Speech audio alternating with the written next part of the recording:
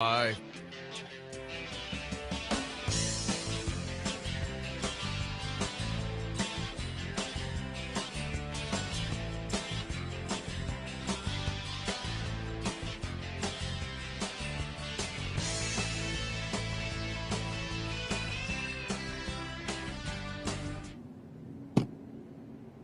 Good morning and welcome to Loose on the Lead on this Sunday morning. Seth Merrow in the studio and my partner Steve Bick on the road down at Colonial Downs for a couple of days doing the radio show. Steve, good morning. We miss you.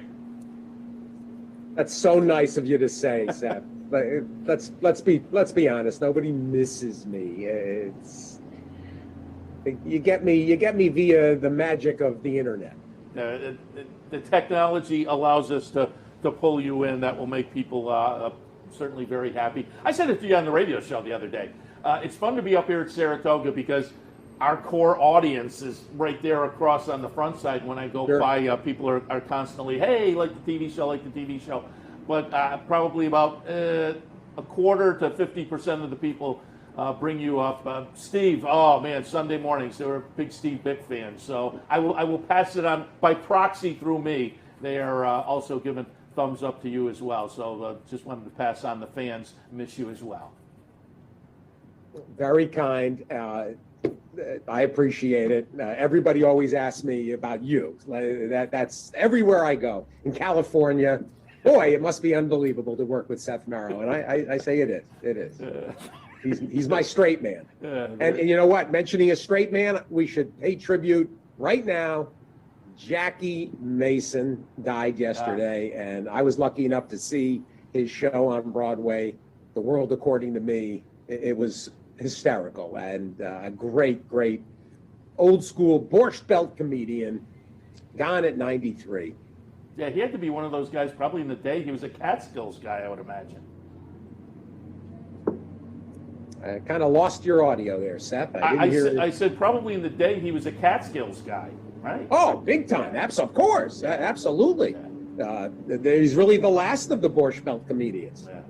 Well, I said people miss you, but I want to start out by acknowledging the end of the day yesterday. The people who follow you were very, very happy, as they have been. We have you and Anthony Stabile as our play of the day people. We pulled you in this year, and thank goodness we did, because you are red hot. It has been a great start, up 3 for 5, I believe. But we're going to take a look at yesterday's play of the day from Mr. Steve Bick. He said play the 10 in the finale, race 11 here at Saratoga yesterday. The 10 is Mike's Girl. It was a little dicey as they came under the wire, but when the photo was developed, it was Mike's Girl at $19. Steve, great call. Thank you. I thought we were in huge trouble when she didn't break well. And to Jose Ortiz's credit, he let her settle for a second.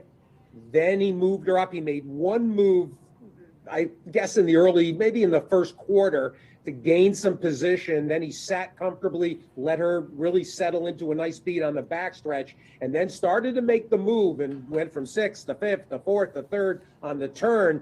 And then I saw her forge to the lead. And when Kara's Dreamer came at her, I thought that we were in trouble. When they hit the wire live, I thought, boy, this is really close. Then when they showed the replay immediately after, I realized, no, she would definitely won. This is that same opportunity, Seth, that I've been banging a drum on for a couple of years, more than a couple of years. New York breds long on the turf. Maiden specials, maiden claimers, allowances, stakes. It doesn't matter. These horses are so closely matched that you absolutely have to reach for prices every time. I mean, you looked at that favorite of Fletcher's. She was just okay, and there was nothing special that obliged you to accept 7 to 5 or 8 to 5 or whatever it was, maybe 2 to 1. You have to go reach for horses like this. 6 to 1, 8 to 1, 10 to 1, 12 to 1, and then look at the exotics. I mean, this is now 4 opportunities. We're averaging like $19 per opportunity. You've had 3 double-digit winners and one, I think, second choice. The Bond horse was a second choice. But other than that, you're talking about huge tries and exactas and supers. Take your shots in these races. Long on the turf for the state breds, pays off again. And very pleased for OTB customers and anybody else who came along. And frankly, Mike Skrull yesterday bailed me out. It was a tough day yesterday with some of those crazy prices. So this was a nice end to the day yesterday. Yeah, 8-1 over 17-1 over 49-1, and you have been beating that drum for a while. These are the kind of races where you can play around and find prices like that. Given the prices yesterday, there's a $250,000 plus pick 6 carryover today. People should keep that in mind. And again, I will reiterate, you are off to a red hot start, and we were texting back and forth yesterday and kind of figuring and looking, and given the number of times you will be in for the play of the day, one more winner. It's incredible. We're in the middle of week 1.5, and one more winner really for your play of the day, and you're guaranteed a positive ROI. So I will once again tip my cap to you to a great start with the play of the day for Capital OTB patrons. I'll be here all meet. Tip your servers. Very good. So, all right, let's go and move on to some of the other racing yesterday and get some opinions. Take a look first at the Coaching Club American Oaks.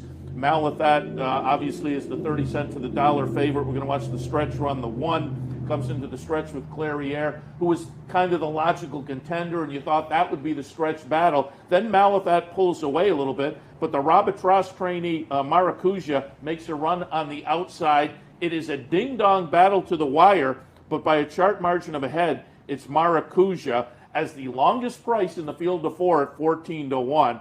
Upsets the Coaching Club American Oaks and knocks the undefeated Malathat out of the undefeated column. What were your thoughts on the Coaching Club American Oaks yesterday? Well, there was a couple of things in evidence here. Let's talk about Maracuja first as the deserving winner. Anybody that heard Paul Matisse on At the Races with me after the Derby weekend had to have the little earworm that she needed another chance and to put a line through her Kentucky Oaks. The trouble that she had justified an excuse.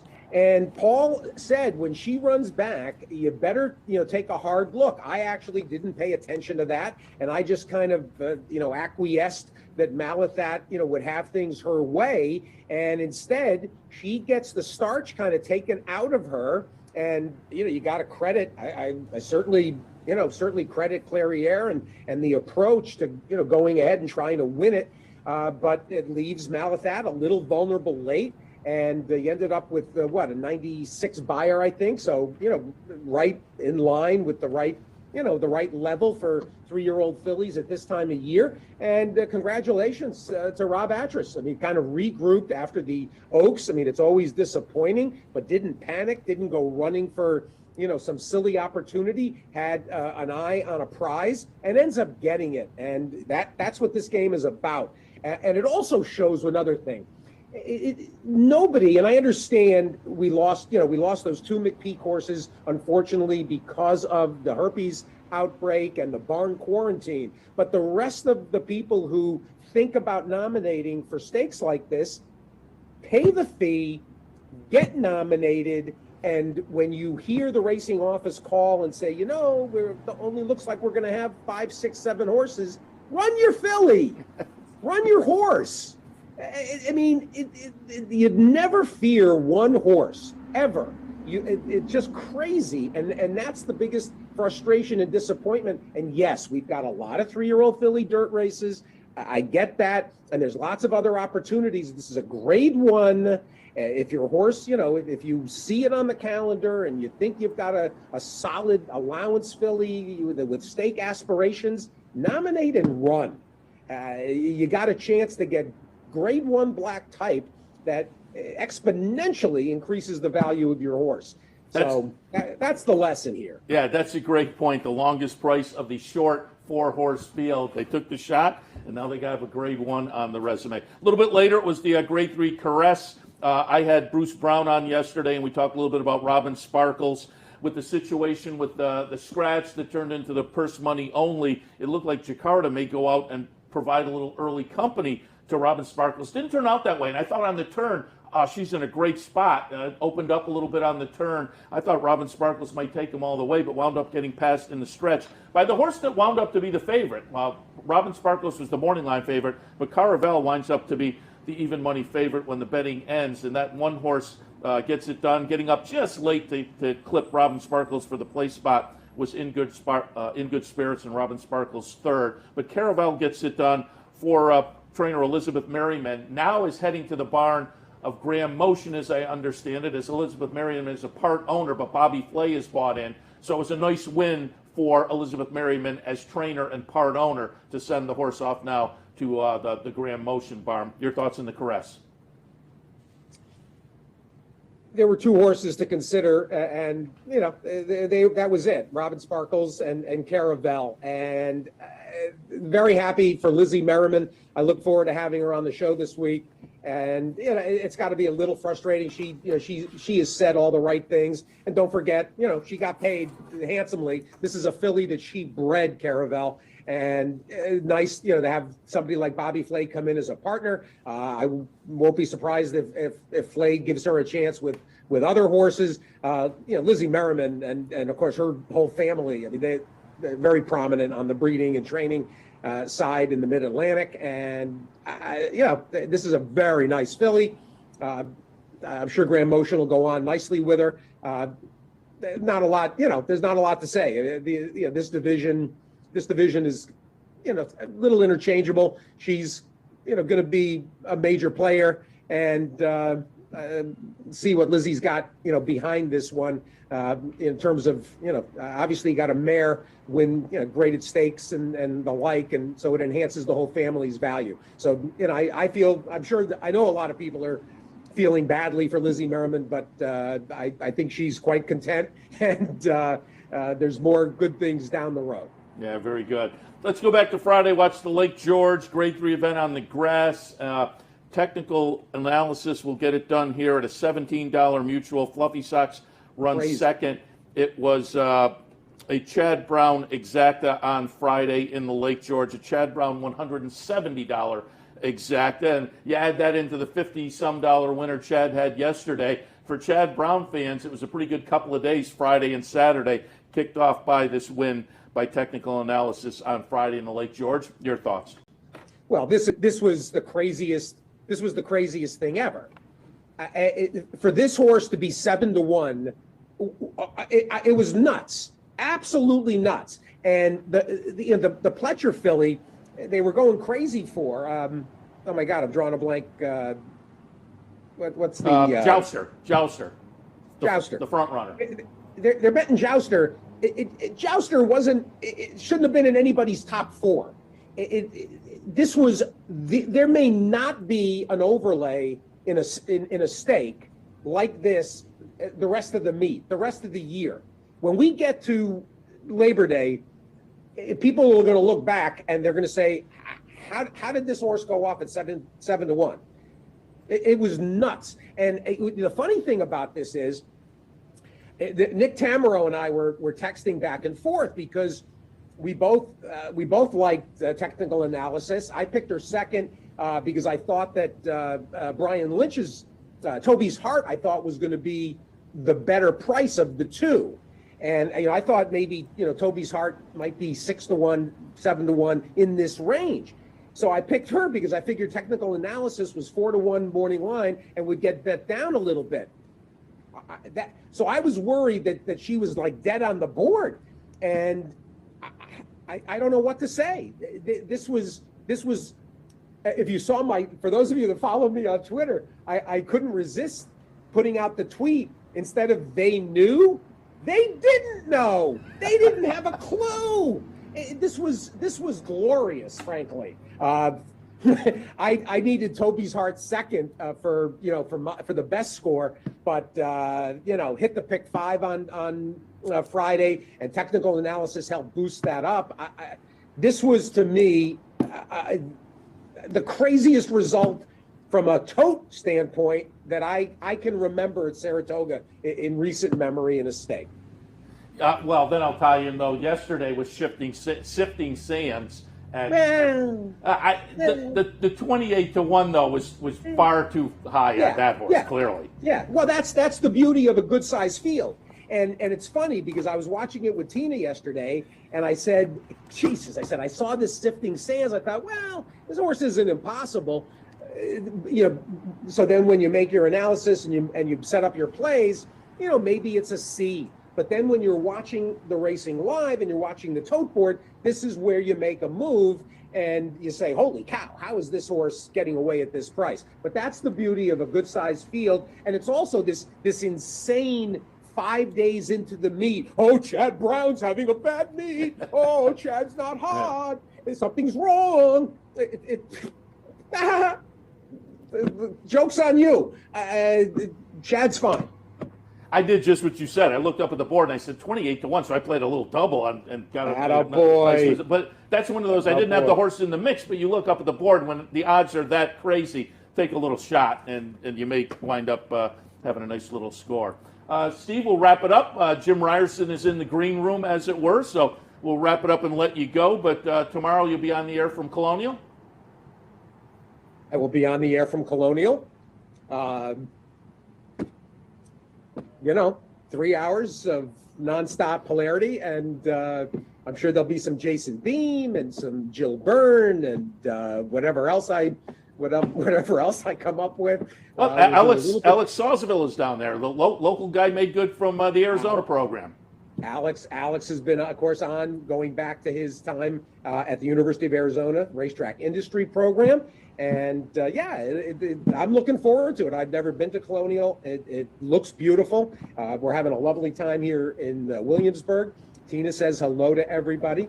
And good luck today. $258,000, our first pick six carryover of the meet. And I've got my analysis up at the website. And we'll see you Wednesday at the racetrack. Sounds good. We'll see you then back here next week on Loose on the Lead. Enjoy the weekend down at Colonial. I'm counting on it. So enjoy the weekend. Drive safely, and hello back to Tina as well. Well, Tina will have to drive safely because I lay there, in the passenger seat, napping and you're living the life. She does the driving. You're living the life. All right, Steve, appreciate it. Steve Bick, again, live from Colonial Downs area where he's visiting this week, and you can catch him from Colonial tomorrow on the radio as well. All right, we'll take a break. As I say, in the green room, trainer Jim Ryerson has Mr. Marissa, who won the Dell Cap a couple of weeks ago. We'll catch up on her. He also has a couple wins at the meet, so stay tuned. We'll be back right after this. Welcome to Albany County, an incredible destination to live, work, and play, with easy connections to more than a dozen cities from our vibrant modern airport. It's a short trip downtown to a hive of culture and amusement, from world-class shows at the newly renovated Times Union Center to reliving the past at the New York State Museum. From outdoor recreation to shopping to nightlife, Albany County has something for everyone. We'll see you soon. Capital OTB is now streaming live on Roku. The RTN Racing channel on Roku lets you watch OTB TV live through your Roku device or your Amazon Fire Stick, rather than being limited to computers and mobile devices, which means you can now watch OTB live wherever you are. Simply open Roku, scroll to find the RTN channel, then click on OTB TV. OTB TV on Roku. Try it now. Birdstone is an outside front. They're coming down to the finish. Can Smarty Jones hold on? Here comes Birdstone. Birdstone surges past. Birdstone wins the Belmont Stakes. In front, but here comes High Chaparral. High Chaparral, the defending champ, to take it to Bob.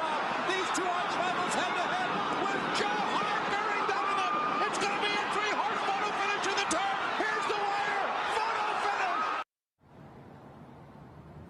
Welcome back to Loose on the Lead on this Sunday morning. Happy to be joined now by Trainer Jim Ryerson. Jim, good morning. Thanks for coming over. Good morning. Thanks for having me. Happy to have you. Talk a little, as I say, a little bit of Miss Marissa a little bit later on. Nice winner of the Dell Cap. We'll delve into that, but I wanted to hit on a couple other things first. And foremost, as I drove in this morning, I thought I would ask you. As I drove in, it was kind of a steady little drizzle, and there was some showers that were off and on. I'm wondering, as a trainer, how or does this kind of morning change up what you do around the barn?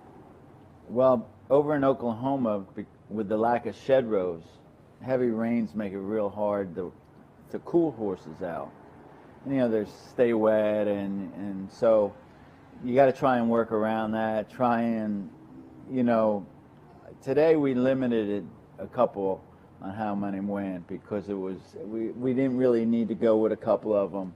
And you know, when the rain came, we canceled a couple of them. But occasionally that'll happen. But the lack of shed rows, you know, cooling everything out outside, you know, they're soaking wet. You know, it's a little hard.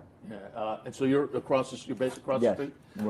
Yes. Give me your opinion, because the big refurbishment just opened up a month or so before the meet got everything back together. It was, I want to say, right after I was back there the last day of training in October, and you could see they were planning then to get things started with the change and the widening of the track. What your opinion of the refurbishment? Well, Oklahoma, I've always enjoyed, you know, being stable, and I always thought the racetrack was, you know, a great spot, but it's become so popular. It gets crowded, and you know, especially in the springtime when they don't have the main track open. So to widen it was a great idea, you know, was great, and you can really tell the difference, I think, down the backside, you know, how much wider it is. But it, you know, the more room you have, the better off. Yeah. The safer it is for everybody, and it's good. It's good. Yeah, it seemed to have gotten certainly good reviews from everybody I've talked to. All right, let's get into just the start of the meet. I pulled up a couple of winners. I have to be very pleased. I think if I looked at Equibase correctly, out of your first 4 or 5, you've had 2 winners, and I'll let the guys in the control room go right back to back. Go back a couple of days. Dancing Kiki is going to be the number 2 horse here. We'll take a look at her. The day before that, it was the number 1, Mommy's Jewel. Both getting it done to kind of, as I say, kick off a nice start to the meet for you, and talk a little bit about how that feels to be, you know, a few days in and only a few starters and already have a couple of winners at Saratoga.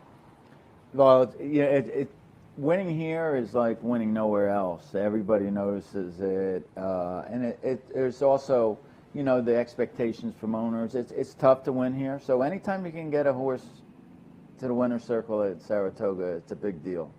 And here you see Dancing Kiki. I thought she ran even better than I could have hoped. I mean, she ran very big that day. And then Mommy's Jewel, he had only had the 1 start in the dirt the year prior, and it wasn't a bad race that day. So we elected to give him another chance. And also, you know, it helps you get in the next turf race that comes along. So there's reasons that we ran it, you know, even if he were to get defeated that day, it would have helped us get in the next spot. So those are that's the reason we ran him that day, and we're lucky enough that they won. So a win-win. You get you move up to right. the next turf race. Right. Yeah. How do you make that decision when it's off the turf like that? I mean, you know, with Patricia Generazio, she knows the game. She knows how hard it is sometimes to get in a turf race that, you know, overfills. So when you scratch,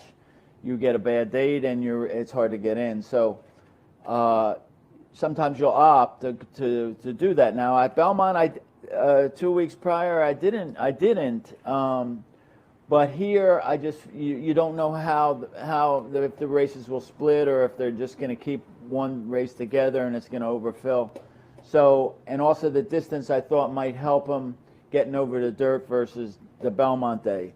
And so, and also the track conditions. I thought the off going might help them also. So a lot played into that, but a lot of times it's just to help yourself get back in the next turf race. Sometimes. Yeah, interesting. Those are both claiming races. You lost Dancing Kiki. You keep Mommy's Jewel, but talk about playing the claiming game a little bit. Will you be making some claims up here at Saratoga? We'll probably make 1 or 2. I mean, for the most part, I have young horses and develop young horses, but I have a couple clients that like to claim, and this is a great spot to try and find a horse. It's very competitive, and horses come from different venues. So you have a lot of Kentucky here that a lot more Kentucky. You even have horses from Maryland. So it's just a lot of mix of horses. It gives you some more options that just at Belmont you may not see. Sure. So again, that was a nice start to the meet with a couple of wins already. So congratulations there. But one of the reasons I also wanted to bring you in was to talk a little bit about Miss Marissa, because one of the kind of traditionally the big races for the older fillies and mares every year is the Del Cap down at Delaware. It was run a couple of weeks ago. We're going to take a look at the stretch run here. Miss Marissa is going to be the number 6 horse, easy to find because she was on the lead the whole way at a nice little $11 and change mutual. The big favorite was Bonnie South at 1-2. She winds up running 5th in here, but you had to be thrilled with this performance from Miss Marissa. Oh, to win the Del Cap and the history of the Del Cap and the tradition, it's just a great, it's a great race. It's always been a great race, and this year there's just so many filly and mare spots. It kind of may, and I guess it's similar to other years, but it just seemed to me like it thinned out some of the spots. And we caught Bonnie South, but she didn't run a race, and that can happen. And we had a race over the track. We've had a couple wins going in at 1 1/8 miles, so 1.25 miles, you figure you have as good a chance as anybody really to do that. You mentioned race over the track. You were second in the Obeah, right? Right. At essentially the prep for this race. So was that the game plan the whole time? We'll go down, we'll get the prep in, and then head to the Del Cap? Well, to my owner Alfonso, I mean that, he was leaning that way, and we had to, we were thinking maybe there or the Chuvie here, but it wasn't set in stone that we'd go that way. But with the race, that was a big help. And then you look at the money, it was $400,000, and as you said, the field and the history. Oh, it's a great race to win. It really is. So talk a little bit, A, how she came out of the race, and B, I'm guessing game plan, maybe personal ensign? Well, she came out very good for, running 1.25 miles. That's, you don't find many of them, and she came out very good. We brought her back to Belmont after that for a few days, and then she's been here maybe since a week after the race. She's been up here. So she came out very good. I'm real happy with that. And we're going to run in a personal ensign. I don't, we don't have really any other. We're not looking at any other options right now. We're just looking at the personal ensign. And I know it's one race at a time and whatnot, but are you thinking, given what she's done so far, potentially Breeders' Cup Distaff? No, we're definitely we're looking at that. We're taking one, as you say, one at a time, but. That's definitely something going. That was even something going into the year that we hoped that we could position ourselves. If she could improve off her 3-year-old year, and I think, the 2 races today. She had that one race early in the year, in the winter, but the 3 races this year have, kind of put her in, I think, in the ball game. Yeah, and talk a little bit about her progression, because I have the lifetime stats here. I mean, just her progression throughout her career, 2 to 3, 3 to 4. It does seem like she's been kind of on the improve the entire way. Last year, kind of moved through the season and then won the Black Eyed Susan, which was, again, a little bit later in the year, given the situation last year. But it does seem like she's been on the improve throughout her career. Yeah, I think early on I stretched her out 2 turns, and here on the turf, and then I think the Demoiselle at the end of the year. And she kind of disappointed me, but I think that was some equipment. I tied her tongue, or we experimented with a couple things. And since we stretched her out 2 turns after the pandemic, I mean, she's been a different horse. And I think she has one poor effort in a body of maybe 7 or 8 races. So she's really turned the corner, going 2 turns, and she definitely seems like she she's improved both physically, matured from 3 to 4, and I think her numbers are showing that she's a faster, better filly. Yeah, when you train, do you rely on numbers? Do you look at figures, and which figures do you use? I'm not huge on numbers. It kind of like I thought she ran real well in the Obeah, and some of the numbers were high, and then the buyer was kind of low, and it was like, it kind of made me wonder. But I thought she ran a very good race first time back, and she had good space, and then it's a question of could she get the 1.25 miles, and then, as you know, the old saying, pace makes the race. When in that race, particularly when the one horse took back, and I mean, we had things our own way a little bit, going 50 and stuff like that. She's going to be tough. At 1.8 miles, she's going to be tough on 1.25 miles. It wouldn't make much difference. Is she a need for the lead type, or is she? No, she can run out a horse or two in most of her races. But I think she doesn't want to be. She really doesn't want to be down inside. Covered up, nowhere to go with a slow pace. Yeah. She likes to kind of have that freedom to get into her flow and to kind of dictate, but that doesn't necessarily mean that she has to be in front. I'm always curious. A horse like this, clearly very talented with her career record and money earnings and putting the Del Cap on the resume, but she was one that has improved steadily. But did you get, when she showed up in your barn at the beginning, do you get a sense of when a horse is special like this? Can you sense that early on? Well, I think we knew she was nice, and then she had some quality to her, and she came to the race. She got to the races quickly. You think, well, she would take her time. She's kind of like a one-pace router. No, she ran, I think, at 4.5 furlongs at Belmont and ran second, and came up here and sprinted well, and then finally when she went 1 mile. But you did know she had some quality. I think the 2 turns, though, and you don't get a lot of that at Belmont. You get none of that at Belmont. And even in the winter times now at Aqueduct, sometimes you get a lot of 1-turn miles, and you don't get really that many chances to run 2 turns. And I think that she was like hanging 7/8,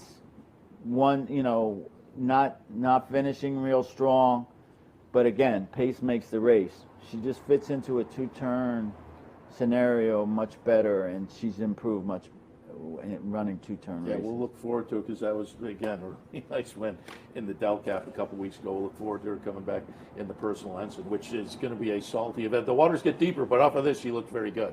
No, yeah, and that you're going to have to face those horses now. I mean, now there aren't as many opportunities as there were 2 and 3 weeks ago, but now we're not even looking at what else is out there, because to me she's earned the right to try them. Absolutely. And she's won here before, and she's run fast here before as a 3-year-old, and she's going to have to run faster as a 4-year-old to win a race like that. But I think she's got a body of work that maybe thinks you have a chance of doing that. Yeah, as I say, looking forward to her a little later in the meet. Always like to take a chance to when we're up here at Saratoga, get new fans that are watching and introduce them to some of the people behind the scenes that they can root for as the year goes along. And part of that, I like to just talk a little bit about how you got in the game. And for a long time, you were a Jersey guy. So talk a little bit about transitioning there. But how'd you get into the game?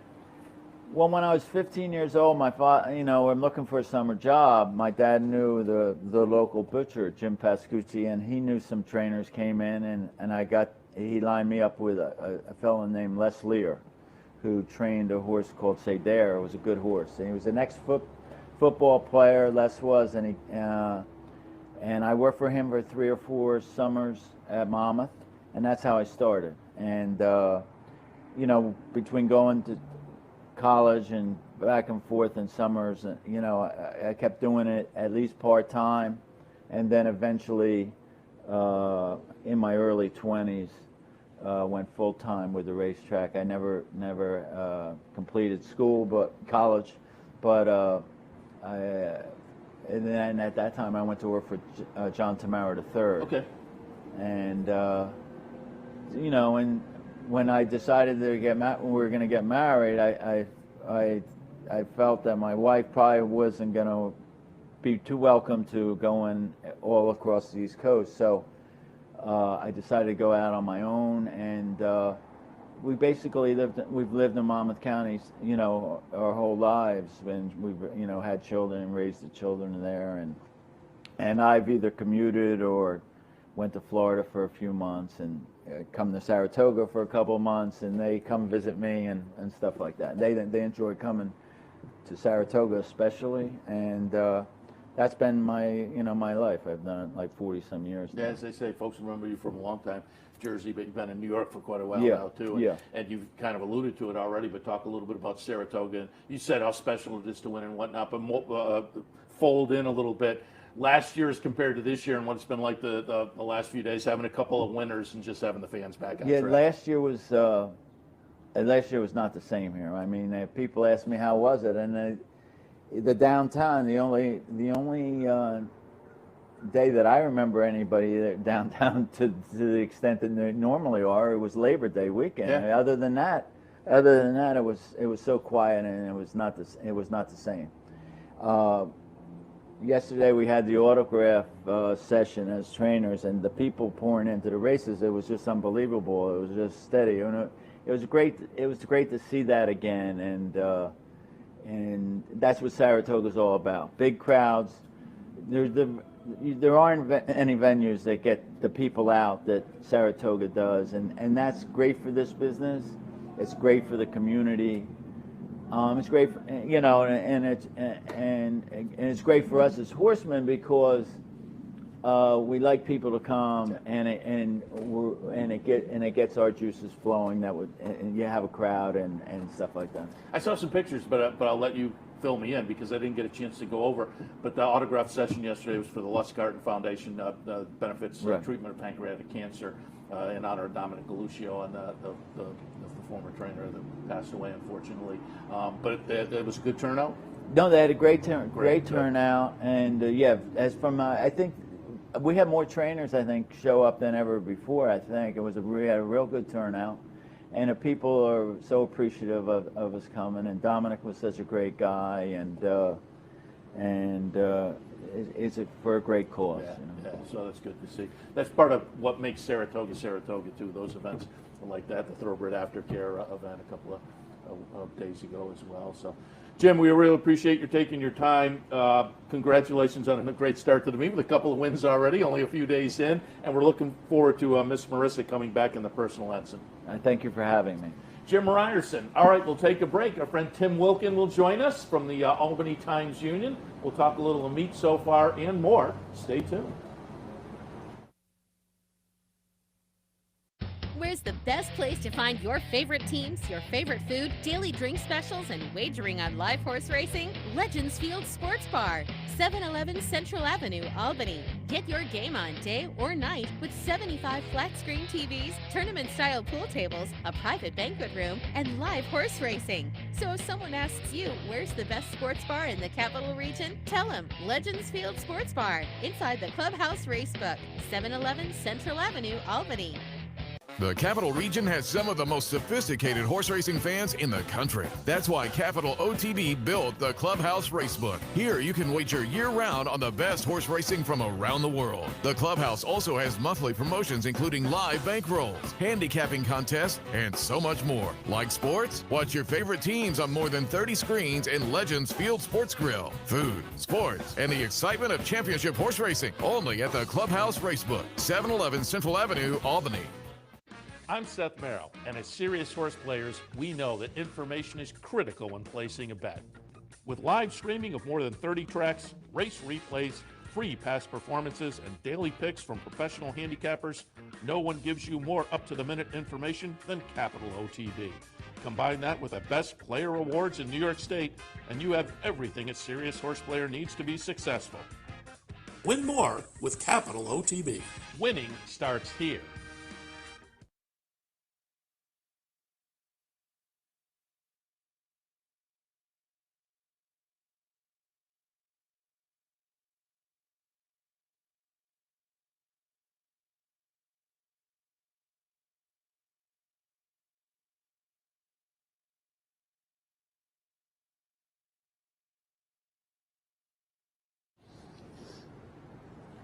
Welcome back to Loose on the Lead. Seth Merrow live from our Clare Court set. And again, when we first got here this morning, there was a little drizzle in the air and whatnot, but it's cleared up now, and I think it's going to turn out to be a nice afternoon. So if you want to swing by, I think it's going to be a good afternoon to catch the races. Happy to be joined now by our friend Tim Wilkin from the Albany Times-Union. Tim, good morning. Good morning, Seth. And as you said, it was a little sprinkly when you came in here. When I came up here, it was pouring. Well, Mormino said he had the flashers on as he came up the Northway. Well, he was must have been a little scared, but it was kind of bad out. And you know, usually I get the golf cart for the tour of the backstretch. I didn't even get that. I left that in the garage out at Dale Roman's barn today because today is not a golf cart day. But yeah, it was raining pretty hard, but it has cleared up pretty nicely. I think we're going to be okay, even though we won't have any turf races. No turf racing today, but there is a pick six carryover that folks can play into, so there'll be some opportunities out there. Let's go back to yesterday and get your opinion on the Coaching Club American Oaks. We showed it earlier, but we'll replay the stretch run here. The upset from Maracuja, the Robitrass trainee that gets it done by a chart margin of a head over Malathat. Top of the stretch, it'll be Malathat and Clairiere duking it out, but then Malathat pulls away a little bit and then has to engage Maracuja. And when they came under the wire, longest price of the 4 horses gets it done, as they say, for Robitrass. What were your thoughts on the Coaching Club? You know, Malathat ran lights out. I mean, she took Carrier's best shot, put her away, and then she had the other Maracuja running at her, and she almost hung on. But you know, that's hats off to Maracuja, 14-1, first grade 1 for Rob and his crew. I was just over at the barn, and John Stackos, the managing partner of West Beach Thoroughbreds, he was over there. That's the only horse they got. That's the only horse they have right now. They've only been in the business for like 3 years, so they struck some gold with this one yesterday, and they say, you know, all systems go. We're going to the Alabama, and it would be nice to see if you know, they hook up with Malathat again. I haven't talked to Todd, but I would assume that they will come back in the Alabama as well. But again, going to try to get Rob in here sooner rather than later. He's over at the Horseshoe right now having breakfast. Fairly new. Yeah, he said he was going down to Belmont this morning. I was trying to get him. I was trying to get him plugged in. But he said, his wife is a graduate of the Darley Flying Star program, so I'd like to have both of them sit in some morning. But congratulations to him putting the grade 1 on the resume. Also notable, we showed earlier the Lake George from Friday, Chad Exacta, and a $50 and some winner for Chad Brown yesterday. So folks were like, oh, Chad's off to a slow start. Yeah, not so much. No, I mean, in the Lake George, that's the 3rd straight time he's won that, 5th time overall. And I said the other day, that's got to get him a free ride on the Minnehaha. Doesn't it? I mean, you would think. He's think. Or some beachfront property up at Lake George, because, you know, that's and that was a horse that paid $17. Yeah. And, you know, and yesterday it was almost like we're in the twilight zone of Saratoga, that 28-1 shot that won for Chad, and then the second horse was 26-1 by Shug. I mean, when's the last time you've had a Chad Brown Shug Exacta that paid $700 for $1? That is just insane. But you know, somehow I think Chad is, you know, I'm sure he's smiling about that, but he doesn't like these horses. Don't go off at those prices. No, those are not Chad Brown prices. No. The Saratoga crowd will get back into the groove, I'm sure, after a couple of winners like that get it done. Talk a little bit about, asked everybody in here over the past few days, and you and I and Mike McAdam and 1 or 2 other people as the meet progressed last year were in the auxiliary press box, which was the upstairs dining room, which had nobody in it but us last year. And unfortunately, we have moved back to the press box now. But it's still just a lot of fun to have the life back in the facility this year. You know, it almost seems like last year never happened. I mean, because you know, we're back to what Saratoga is and always has been, and it's just talking to trainers and jockeys and some owners. They appreciate the fans just so much, and the fact that they weren't there speaks volumes of what this meet is like this year. You can just, I mean, you could just tell on opening day there was an air of expectation, and I think as we go on and we move forward, it's just going to get even more. When we hit August, because that's really when Saratoga really starts in August. I don't care what anybody says. Even now. Yes, You're right. People, it's the August place to be, even though it is a summer place to be, and I love the fact they have 40 days. Yeah. It's an August meet. It always has been, and that's when, if indications are any of what downtown has been like, what I've been told, I don't go out there because I'm up in the press box until when I left, you were the last one there last night. Yeah, I mean but I've been told that downtown it's almost like middle of August Traverse weekend every weekend, which you feel bad for the restaurant owners and the tavern owners and the shop owners that last year took such a hit because there wasn't anybody here, and now thank goodness that they're able to get it back, and it's great to see, because this is a town that thrives on having that business, and it thrives on horse racing. Absolutely. Where else can you go in the country where people talking about horse racing everywhere you go? Yeah, I always say that. It's not just in the fences here at the racetrack. The beauty of Saratoga is you're exactly right. You're downtown eating dinner. At the next table, they're playing tomorrow's double, or talking about the triple from the 5th race today. And that's what makes it so or they're special. talking about how the OTB challenge in the Times Union is going. I was absolutely going to bring that up. Another year of OTB versus the TU. You, Anthony Affronti, against the OTB handicappers. We have 5 cycling in. I think it's you and I today. And where are we standing at this point? Oh gosh, what are we now? I think we're trying to think. We're 7 days in, is it, or 8? 8. And we were 3. It might be 4-3-1. I don't know who. I think Affronti won yesterday. Okay, so you guys are up 1 then. Yeah, but because the day before it was 3-3-1. It'll be tied after today, because the way I'm going, I've been El Stinko. I gotta be leading the league in fewest wins. Gotta be. I get like 17 going into today, which is bad. I have 27. I see going into today. So, but I thought you're 3 to 5 today. Yes. Yesterday was my lowest win total, and I thought today's card was tough too. And today they're off the turf. Everything's that may switch things up. So we'll see what goes there. But I wouldn't worry about beating me today. You're going to win. You have the bankroll still going? How's the bankroll going? I think I've slipped all the way down to 1,700. I mean, then last year I was up like the whole meet. The whole meet. Yeah, no. But this year it's like, I don't know, maybe it's because I took the buyout, and it's from the Times Union, and I don't. Maybe there's some kind of voodoo going against me. I don't know what it is, because I didn't. When I left taking the buyout, I didn't pick.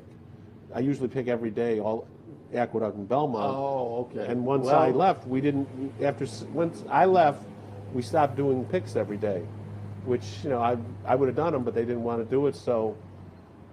Maybe I'm rusty. But well, that counts. All it takes is a good one. I do the bankroll on my website, Equidale, and I did a nice little triple yesterday. I'm in the red though. I'm 1,950 or something. And how much did you start out with? 2,000. Yeah. Well, that's okay. No, I'm perfectly happy with it. Like I say, I hit a nice little triple yesterday that juiced it up a little bit.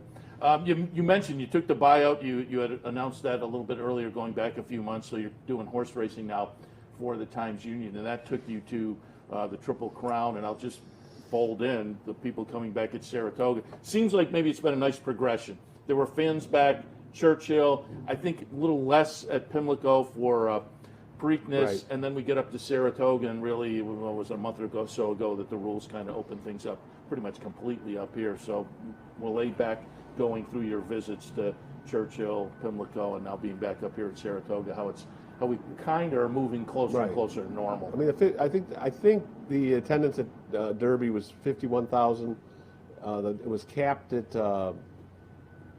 Pimlico for 10, and I'm trying to remember what it was at Belmont. They capped it there too, maybe 13.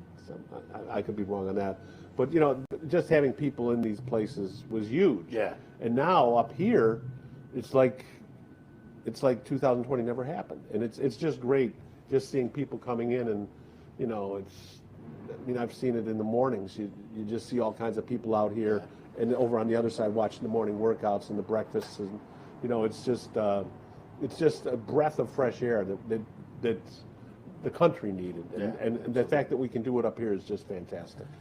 You are the hardest working guy up in the press box. I said it when I left last night. You were the last guy in there, but you're also buzzing around, as you say, normally on the golf cart. So talk a little bit about anything that popped up over the past few days when you visited some of the barns in the morning. You and I were talking before we went on the air. I think one of the news stories that caught everybody's attention over the past few days was Ken McPeak aiming Swiss skydiver to face the boys.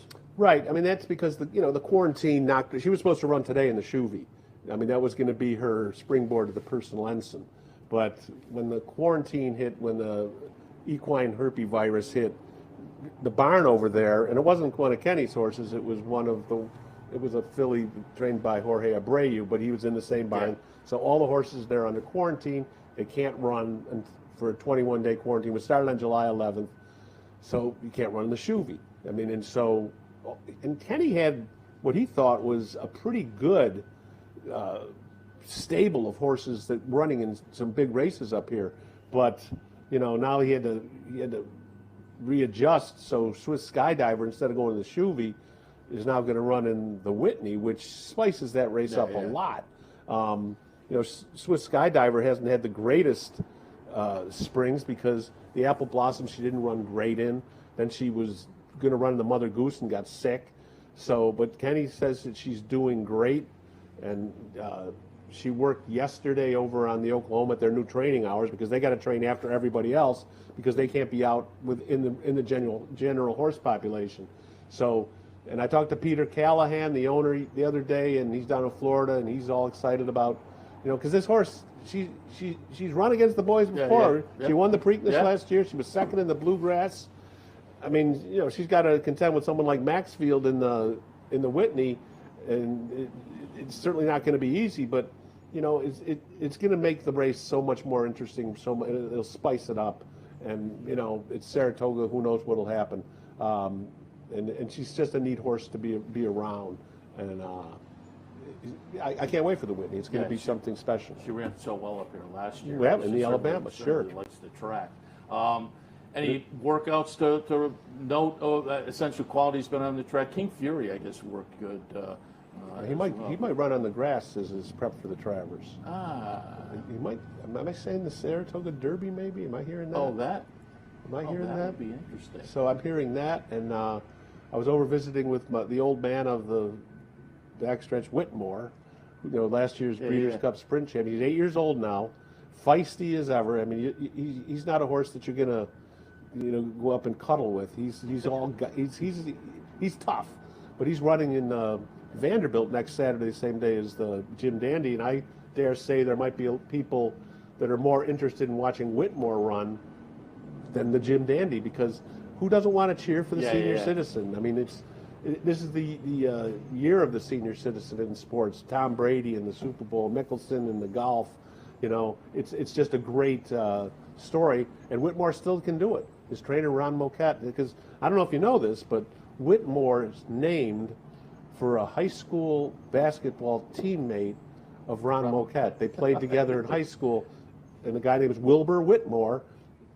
That's how Whitmore's name. And he is a fan favorite. I know when he runs down in Oaklawn, when I talk to the Oaklawn people on those weekends, he certainly attracts a lot of attention. Tim, got to wrap it up. We certainly appreciate the visit. Looking forward to. I was going to pull you in like halfway during the meet, so we would have a little bit of a real record between OTB and. Well, I'm glad you pulled us in now. We're still close, because the way I'm going, it's going to be dismal by the time. It's actually been pretty good the last. I want to say 3 or 4 years at least. It's really come down to the last few days. Right. I think last year we had you guys measure for the most part. But I really think that you guys are the favorites this year. I mean, John Signor and his crew were pulling out all the stops. I think John must have had a meeting with you guys and said, "This is our year." and that we have the meeting every year. We're always ready to go. It's a lot of fun to do. Yeah, the people pick up the hard copy of the Times Union. If you come up to the track, it's for sale at places outside and around the track. But only a buck. Only a buck. Ah, nice. And you can keep track of. The head-to-head matchup. We have some charity bets in there as well. We have a little grid and get all of Tim's selections also, and follow the bankroll. Always a lot of fun. But Tim, we appreciate the visit this morning. Thanks for having me, Seth. Tim Wilkin from the Albany Times-Union. We'll take our last break. We'll come back and wrap it up for this morning. Stay tuned.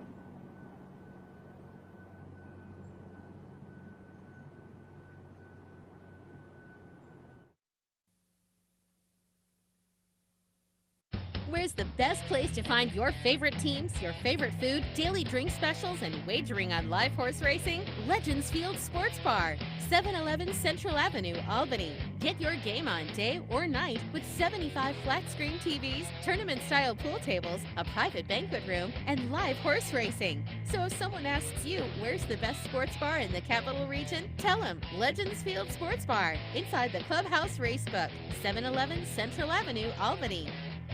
Welcome to Albany County, an incredible destination to live, work, and play, with easy connections to more than a dozen cities from our vibrant modern airport. It's a short trip downtown to a hive of culture and amusement, from world-class shows at the newly renovated Times Union Center to reliving the past at the New York State Museum. From outdoor recreation to shopping to nightlife, Albany County has something for everyone. We'll see you soon. Capital OTB is now streaming live on Roku. The RTN Racing channel on Roku lets you watch OTB TV live through your Roku device or your Amazon Fire Stick, rather than being limited to computers and mobile devices, which means you can now watch OTB live wherever you are. Simply open Roku, scroll to find the RTN channel, then click on OTB TV. OTB TV on Roku. Try it now.